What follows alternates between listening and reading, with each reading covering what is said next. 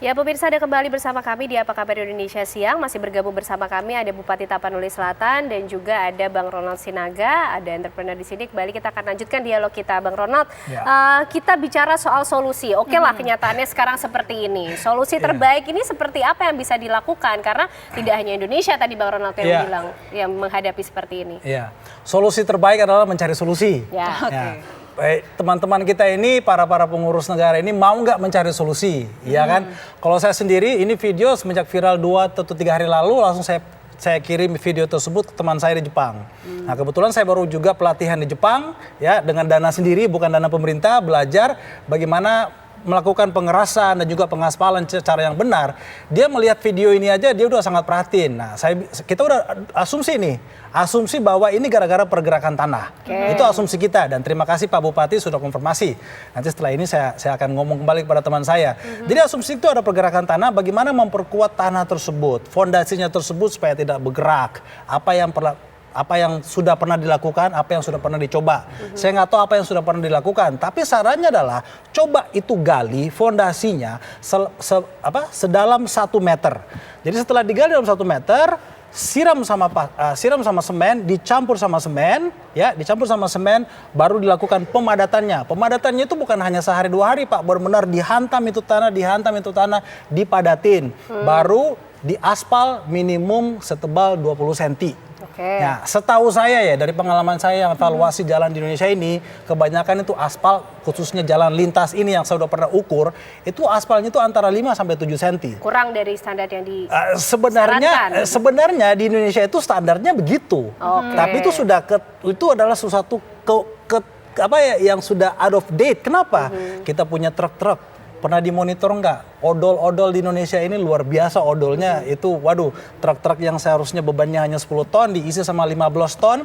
Terus kapasitas aspal begitu, fondasi yang tidak dipadatin sedemikian rupa yang seharusnya, terjadilah kerusakan secepat mungkin. Jadi sebenarnya ini banyak yang harus dilibatkan untuk mempertahankan jalan-jalan infrastruktur kita. Karena masalah dan perubahannya kompleks. Sangat kompleks, tetapi kalau teman-teman kita niat, pimpinan-pimpinan kita niat dari tingkat bawah sampai nasional niat memperbaiki, ini juga harus koordinasi sama Dishub, sama kepolisian, ya kan?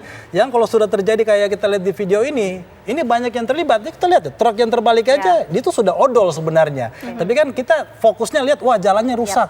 Tapi ada yang perhatiin nggak truk-truk yang lewat tuh, tronton yang lewat sini apa, yang jungkir balik gimana, kenapa dia jungkir balik. Jadi banyak yang harus dilibatkan, tetapi utamanya cara penanganannya. Apakah mau ditangani dengan yang benar, apakah pimpinan kita mau bertanya.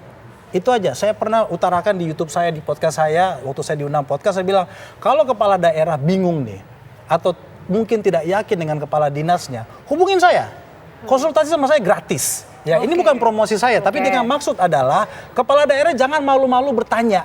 Ya kan, kalau Bapak tadi Pak Bupati bilang kita udah sering koordinasi, tapi terjadi lagi. Cari orang baru untuk bertanya, jangan ditanya di tempat yang sama.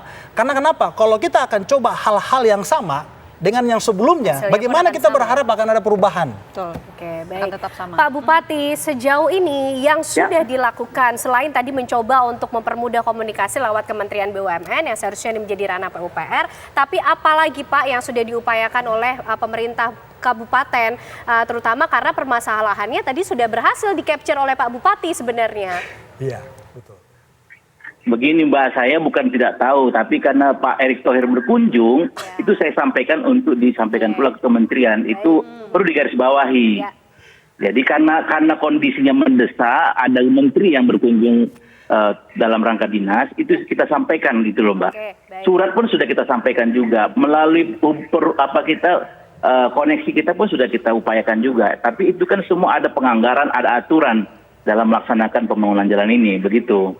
Apakah ada upaya? Tadi sudah disampaikan juga. Silakan. Ya, tadi sudah disampaikan juga. Ketika jalan ini anjlok, kita berkoordinasi dengan kepolisian, Dinas Perhubungan Tapanuli Selatan, itu mengalihkan lintas ke arah Padang Lawas Utara.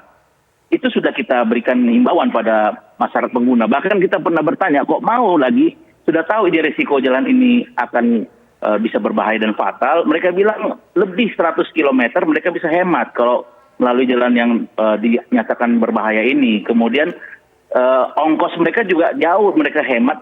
Jadi itulah alasan mengapa truk meskipun jalan sudah begini parah, itu masih melintas di daerah tersebut. Tapi di ujung ada nama daerah Palsa Bolas di Tapanuli Selatan, itu kita himbau para pengguna jalan untuk tidak melalui jalan tersebut, begitu.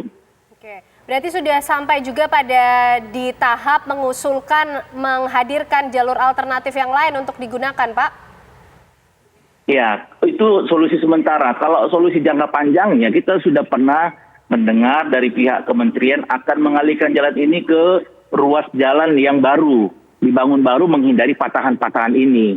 Ada ruas dari Tapanuli Utara, nanti tembusnya di daerah sekitar Arse dan Sipirok. Tapi itu lagi-lagi terkait dengan anggaran yang kami yakin pemerintah atasan juga sangat jeli dan betul-betul memperhatikan penggunaan anggaran supaya tepat sasaran dan memang bisa dilaksanakan, Mbak. Dengan rencana jangka panjang itu tadi yang sudah Pak Bupati terima juga, pernah tidak Pak menanyakan kapan memfollow up lagi, kapan kemudian ini akan dilakukan? Karena kondisinya nampaknya butuh segera penanganan, Pak Bupati. Iya, tentu itu kan kita hanya pada batas bertanya. Tanggung jawab itu kan memang benar-benar ada di pihak atasan gitu, Mbak. Kita sebagai pemerintah bawahan sifatnya koordinasi karena memang tanggung jawab itu ada di mereka, diatur itu di undang-undang. Oke, baik. Bang Undang-undangnya nomor 2 tahun 2022, Mbak. Itu diperbarui dari undang-undang di tahun 2004, Mbak. Oke, baik. Bang Ronald, ini koordinasi nampaknya sudah dilakukan ya. Ini sebagai upaya lah dari pemerintah Kabupaten Tapanuli Selatan. Tapi nampaknya pusat juga harus dicolek nih, Bang. Ya gitu, mungkin Pak Bupati bilang ngelapornya sama Pak Erick Thohir. Pak Erick Thohir lagi sibuk ngurusin bola sekarang, Mbak. Jadi saya nggak tahu kolerasinya bola sama jalan yang rusak itu gimana dia bisa ngurus semua gitu. Jadi intinya ya baik mungkin niatnya Pak Bupati koordinasi dengan menteri, dengan pusat. Ya mungkin nanti di tingkat pusat itu bisa koordinasi dengan teman-teman menteri yang terkait ya, baik itu Pak Basuki dengan PUPR. Hanya memang birokrasi negara kita ini sangat jelek menurut saya. Kenapa gitu?